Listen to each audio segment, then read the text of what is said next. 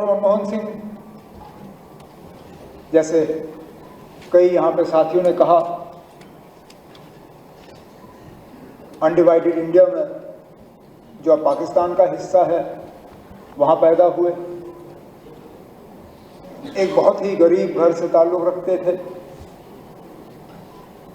लेकिन कभी अपनी गुर्बत का सियासी तौर इस्तेमाल नहीं हुआ।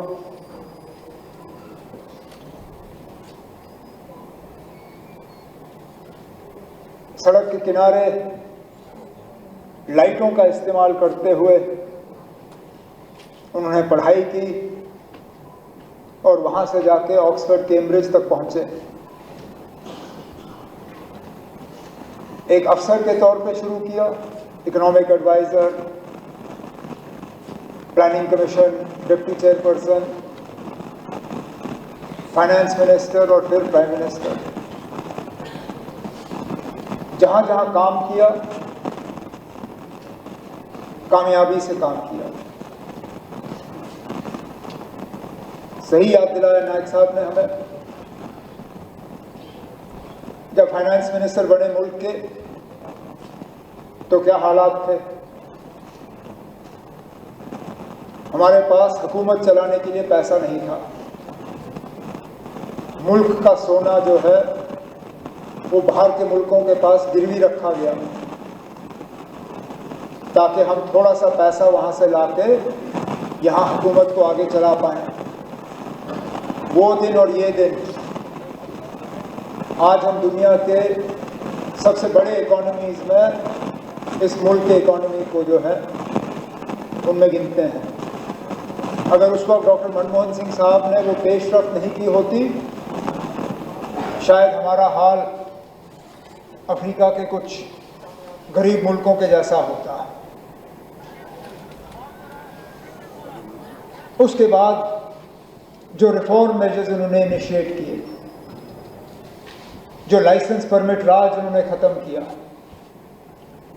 आज अगर इस मुल्क में प्राइवेट सेक्टर ने इतनी कामयाबी हासिल की, वो तभी मुमकिन हुआ जब डॉक्टर मनमोहन सिंह साहब ने लाइसेंस परमिट राज को ख़त्म किया। नहीं तो कौन सी फैक्ट्री लगनी है वो भी गवर्नमेंट ऑफ इंडिया तय करती थी, कितना बड़ा फैक्ट्री लगेगा वो भी वहाँ से तय होता था, और फैक्ट्री लगेगी कहाँ पे वो भी गवर्नमेंट ऑफ इंडिया तय करती थी। ये तमाम रिस्ट्रिक्शंस जो हैं आहिस्ता आहिस्ता हटाए गए और आज हमारी जो इकोनॉमिक पोजीशन है उसकी सराहना जो है पूरी दुनिया में की जाती है। इसी तरह वज़ीर आज़म के तौर पे जो उन्होंने, जैसे तारिगामी साहब ने कहा, सोशल वेलफेयर के मेजर्स जो लिए, चाहे वो इंदिरा आवास योजना की सूरत में गरीबों को मकान दिलाने के लिए, एमजी नरेगा गरीबों को रोजगार देने के लिए। मुझे आज भी याद है जब एमजी नरेगा की बात की जाती थी, पहले उनका जो फर्स्ट टर्म था ऑफिस में, लोग कहते थे ये मुमकिन ही नहीं है, आप इतने बड़े पैमाने पे लोगों को काम दे नहीं सकोगे, ये फेल हो जाएगा। लेकिन इतने साल बाद आज भी आप देखें तो एमजी नरेगा का ही काम चलता है रूरल एरियाज में। आज भी जब हम ऑनरेबल एमएलए से बात करते हैं तो कहते हैं अब जॉब कार्ड्स और चाहिए, काम और होना चाहिए,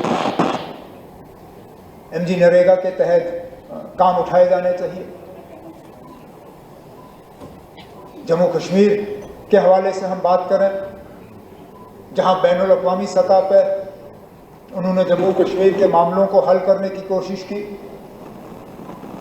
और वो पहल उसकी शुरुआत डॉक्टर मनमोहन सिंह साहब ने नहीं की, उनको विरासत में मिला था।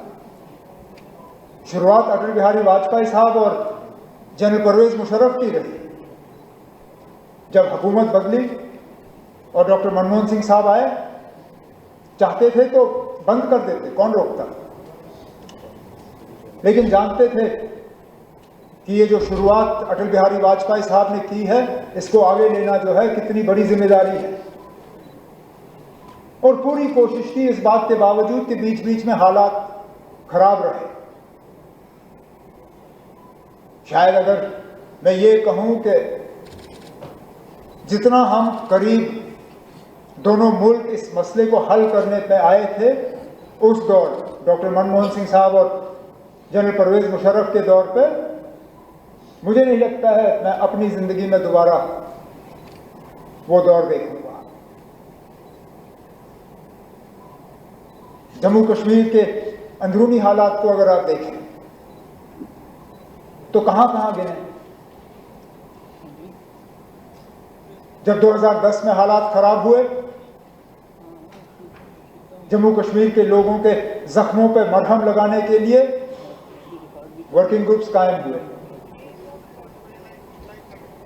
उसमें हर पार्टी और मुख्तलिफ सोच रखने वाले लोगों को शामिल किया गया और आज भी वो वर्किंग ग्रुप्स जो है मायने रखती हैं, चाहे पॉलिटिकल या गवर्नेंस को लेकर। और उन वर्किंग ग्रुप्स के हवाले से जो मेजर्स उठाए गए, आज भी उनका मुकाबला नहीं है।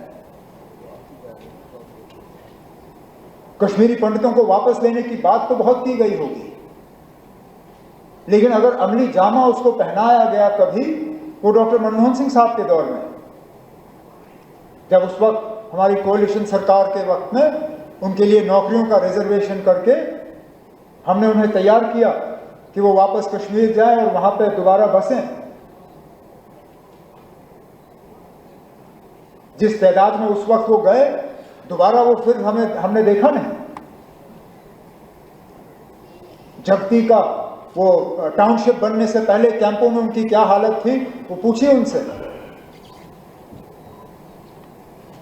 उनके दौर में जगती का टाउनशिप बना और कश्मीरी पंडित जो हैं एक बहुत ही खराब हालात जो उनके कैंपों में थे, वहां से जाके थोड़ी सी उनको राहत मिली। इंफ्रास्ट्रक्चर के लिहाज से अगर हम बात करें, जिस हाईवे का जिक्र जनाब एलजी साहब ने अपने खुतबे में किया, जम्मू श्रीनगर हाईवे, उसकी 4 लेनिंग का काम डॉक्टर मनमोहन सिंह साहब के दौर में, ये उनका तोहफा था जम्मू कश्मीर के लोगों के लिए। आज जब हम इंतज़ार कर रहे हैं वज़ीर आज़म साहब का कि वो आएंगे और इस रेल का पूरा उद्घाटन करेंगे, जो मैं उम्मीद करता हूं कुछ ही दिनों में होगा, लेकिन शुरुआत कश्मीर को बाकी मुल्क के साथ जोड़ा गया जब बानीहाल का टनल मुकम्मल हुआ और रेल वहां से गुजरी। तब मैं उस वक्त ट्रेन पे डॉक्टर मनमोहन सिंह साहब के साथ था। चिनाब पे जो सबसे ऊंचा पुल रेल का दुनिया में, वो काम डॉक्टर मनमोहन सिंह साहब के दौर में शुरू हुआ। बदकिस्मती से ऊपर वाले ने उनको जिंदगी रखी नहीं थी कि वो उस पुल के ऊपर से पूरी तरह से ट्रेन को गुजरते हुए देखें,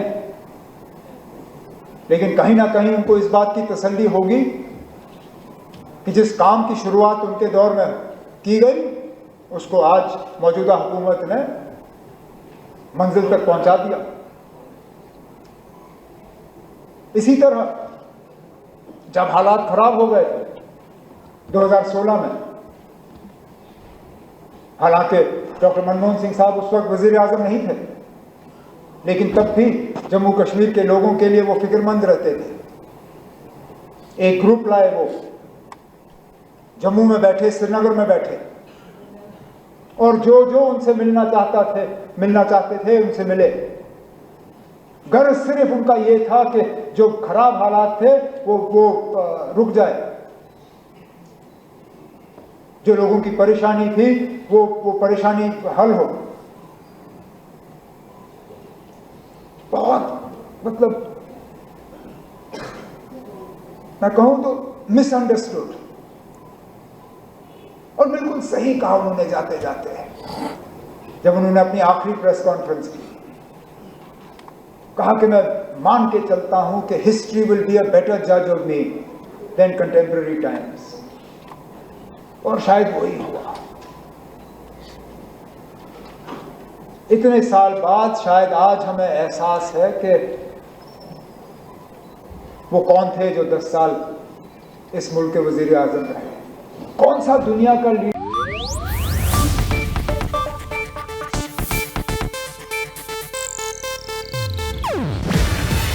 ಇದು ಏಷ್ಯಾನೆಟ್ ನ್ಯೂಸ್ ನೆಟ್ವರ್ಕ್ ಪ್ರಸ್ತುತಿ. ನೀವು ನೋಡ್ತಿದ್ದೀರಾ ಏಷ್ಯಾನೆಟ್ ಸುವರ್ಣ ನ್ಯೂಸ್.